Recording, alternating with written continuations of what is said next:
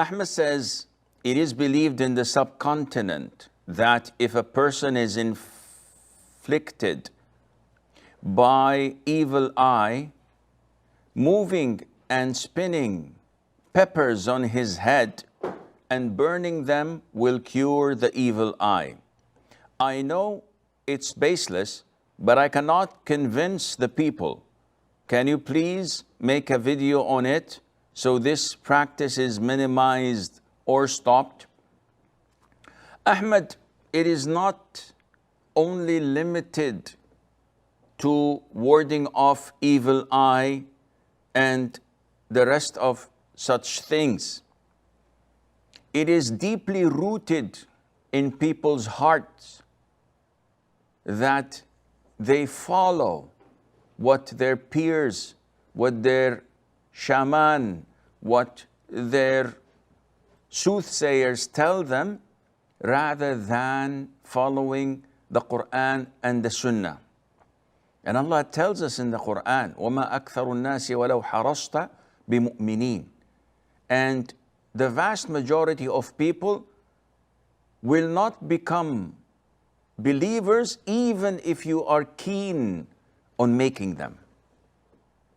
O Muhammad, if you look around in the Muslim world, you will be shocked by the amount of Muslims who practice so many things other than Islam.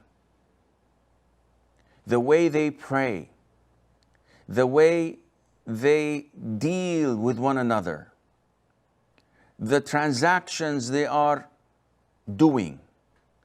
If you look at even their aqeedah, which Islam is based upon, you will find it corrupt.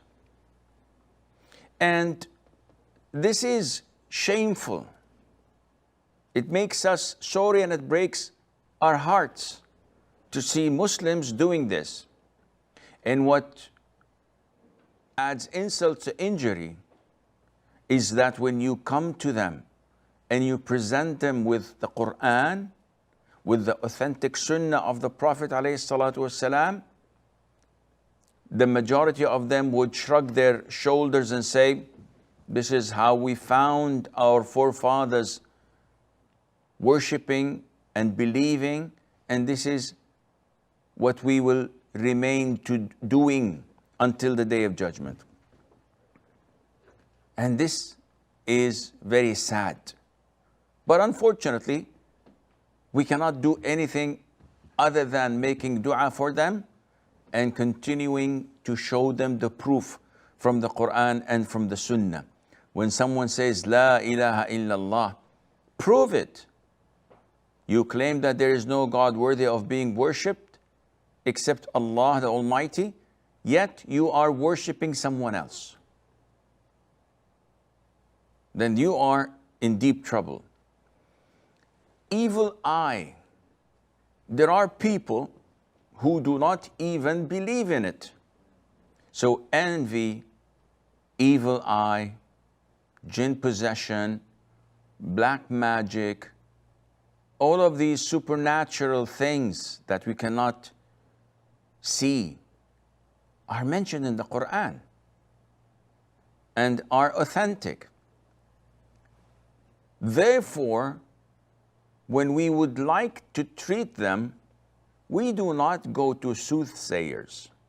We do not hang amulets or ta'viz or go to sorcerers to help in solving our problems, because this would be shirk, the cardinal sin, as they say, the most major sin on earth that Allah does not forgive if a person dies doing it. What we do is we look into the Quran, to the Sunnah. Do we have any cure? Do we have any treatment for solving this problem, for uplifting this evil eye? And the answer is yes, we do. The Sunnah is clear the Prophet ﷺ visited Sahl ibn Hanif, may Allah be pleased with him, when he fell sick. So he asked around, do you accuse anyone of giving him the evil eye so that he would fall sick like this? And they said yes. He was washing his body and a companion saw him and he was amazed by the clarity and beauty of his skin. So he said, giving him the evil eye, unintentionally of course, because evil eye does not come intentionally. He said, I have never seen such soft skin, as if it's the skin of a virgin. Of course, both of them are men, and both of them are true natural men. They don't have any inclination towards homosexuality, may Allah forbid, like sick people do today. But he was amazed by, seriously, the softness of the skin. And Sahl ibn Hanif fell on the ground and he was sick on the spot. So when they told the Prophet ﷺ, he was very angry. And he said to that companion, why does one of you attempt to kill his brother by giving him evil eye? Wouldn't you have said, Allahumma barik, or Allahumma barik lahu, or barakallahu laka, which all is stemmed from blessings of Allah. Then the Prophet ordered him to do something, and this is the best cure for the evil eye, if you know who gave it to you. The Prophet ordered him to perform ablution and to wash the inside of his garment, his waist wrapper, his thobe, his shirt, his trousers, the inside of it that touches his body, to wash it, and the water all is collected in a vessel. Then he ordered them to throw the water over the head of the affected person. In some narrations, from behind him. So he stands in the bathroom, someone from behind him gives him a bath or throws it on top of his head and his body. The hadith goes on to say, Sahal instantly stood up as if nothing had been wrong with him. So this is the best form of treatment for evil eye. What happens if I don't know the individual? In this case, one is supposed to recite the proper ruqya.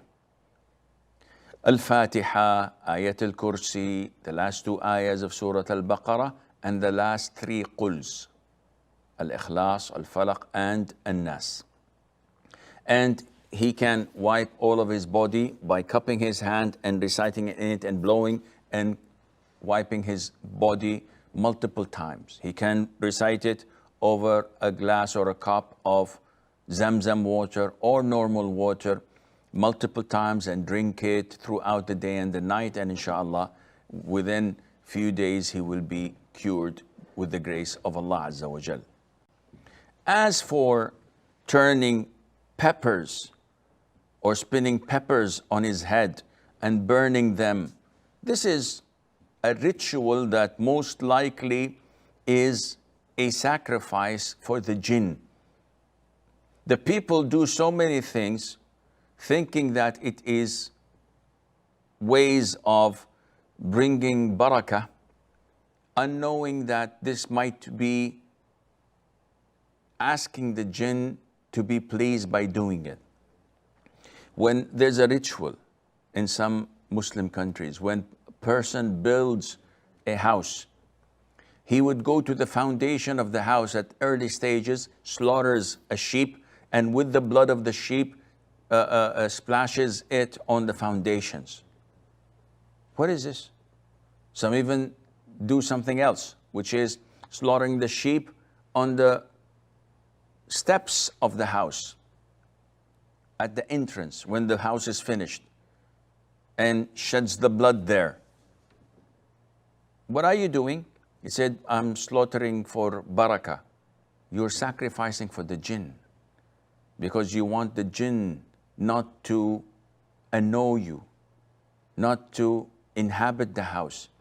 So you give them this sacrifice, because this is not for Allah Azza wa Jal. And the way you're doing it is definitely not for Allah. So spinning peppers, and I don't know if it's chili, if it's red or if it's green. We know that the people in the subcontinent love chili, but this is totally baseless. It's not related to Islam, and it may take a person out of the fold of Islam if he's doing this for the jinn, because this is a form of sacrifice other than to Allah the Almighty, and Allah knows best.